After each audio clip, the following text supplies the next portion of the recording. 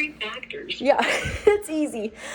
Okay, so today for this math talk, we are going to be looking at multiplying 3 factors in a problem. So we can do it in our head, but I would like for you to show how you solved it. So the first question that I have is 6 times 4. So 6 times 4? Yeah. I have to explain this. Just like showing it. Or it could just be, yeah. Or if you're just a super smarty pants. I'll tell you how I do it. Okay, tell me how you do it, Catesby. What's the answer first off? 24. Great. How would you get that? I'd count by 6 until I did it 4 times. Yeah, that's a good way. What about you, Madison? What would you do? You just know it. Great. That's perfect. David?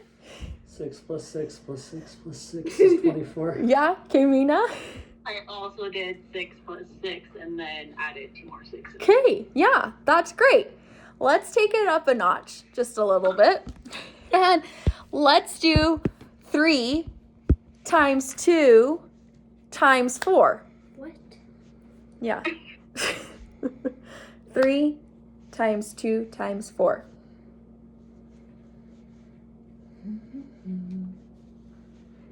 Got it. You're the only one who's got it. You just have to, so what you'd want to do is you want to times this first part. What's 3 times 2? It's 6. Okay, and then 6 times the last part, which is 4. What's 6 times 4? 24. Great. You could also do 4 times 2 is 8 times 3 is also 24. I checked it both ways to make sure that I was correct. Yeah, that is how you do it. So it's equal, it's the same as the first one, but instead of it being 6, it's 3 times 2.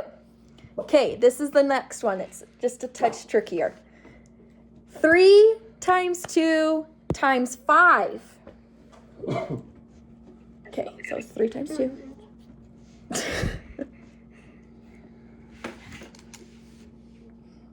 Working with some smarty pants. They're the smarty pantses. So 3 times 2? Yeah. Is 10. 3 times 2? Wait, 15. No. 3 times 2. 2. You're thinking of the 5 and the 2. Oh. 3 But- times 2. 6. Yeah. Times 5. But how you were doing it, you could get to it like that too. So Mina, how are you doing it? How are you solving it? So I did 3 times 2, which is 6. And then I took 6 times 5. But I knew 6 times 4 was 24. Yeah. Ooh. Another 6 to make 30. Yeah, look at that, math wizards. So yeah, so 30. So basically, really smart. yeah, she's really good at math. So how did changing one of the factors impact the product? So by changing a number, how did that work? Like, did it change how we thought about the problem? Yeah. Yeah, it was hard. Really, I mean, you just kind of know, like what Nina said, it's like 6 times 4 is 24, 6 times 5 is, so it helps you build to the next problem by knowing what the result of the previous problem was. Yeah. So smart. That's an ALP student right there. Yeah. Did anyone have the same strategy but would explain it differently? No one. No one. Solve the small problems to solve the big problems. So true. It's like life. I mean, honestly, I checked on the first one, and you could literally multiply any of the 3 numbers together in any order, and you still get with the same number. So it really, like, as long as you multiply all 3 of those numbers, In any you way. can't go wrong. Perfect. Okay, how would knowing how to multiply 3 numbers help with figuring out prisms?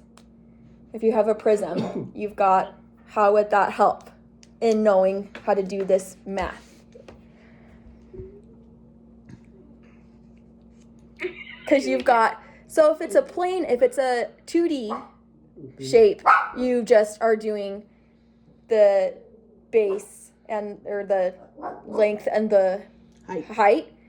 But with a prism, you're adding that third step, which is The width. the width. So what's your question again?